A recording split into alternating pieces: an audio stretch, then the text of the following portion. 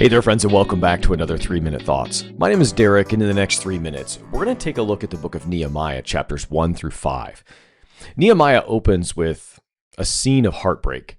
Nehemiah is serving as cupbearer to the Persian king, a trusted position, when news arrives from Jerusalem that the walls are broken, the gates burned, and God's people left vulnerable. Nehemiah's response isn't political strategy or a quick fix. It's prayer. In chapter 1, he weeps, he fasts, and confesses the sins of his people, pleading for God's mercy. Oftentimes, the strongest form of leadership starts on our knees. In chapter 2, Nehemiah boldly asks the king for permission and resources to rebuild the walls of Jerusalem. Amazingly, the king grants his request. This shows us that God can move even secular powers to accomplish his purposes. When Nehemiah inspects the city, the task looks overwhelming. But as we turn into chapter 3, we see that everyone takes a piece of the wall: priests, merchants, goldsmiths, even perfume makers. It's almost a beautiful picture of the body of Christ. No one does everything, but everyone does something. This is what the church should look like. So opposition still rises up, right? In chapters 4 and 5, enemies mock, threaten, and try to stir fear.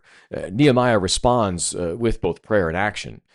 Workers carry tools in one hand and swords in the other. They build and defend at the same time. And when internal injustice surfaces, wealthy Jews exploit the poor. Nehemiah doesn't ignore it. He confronts it, reminding them that rebuilding isn't just about walls, but about community and integrity. So what can we take from this? Another what does this mean, or who really cares kind of a question. As American Christians, we too are called to build and repair, not the stone walls of the temple, but to build and repair the spiritual lives, the families, the communities that reflect God's kingdom. Like Nehemiah, we'll face both external and internal opposition and struggle.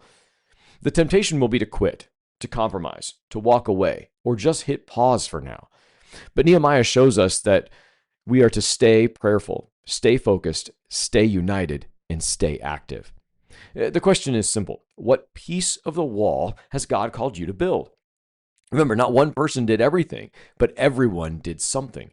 Maybe your piece of the wall is raising your kids in faith. Maybe it's serving within your local church. Maybe it's mentoring the next generation or bringing light into your workplace. The walls won't be rebuilt by a few superstars, but by ordinary people who pick up their tools, trust God, and get to work. Nehemiah reminds us God does extraordinary things through ordinary people who pray, act, and refuse to give up. That's it for today. Be well, friends.